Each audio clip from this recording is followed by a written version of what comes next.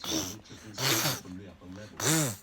In such a desert, an entire whale is an oasis, providing more food in one go than would normally arrive there in 1,000 years.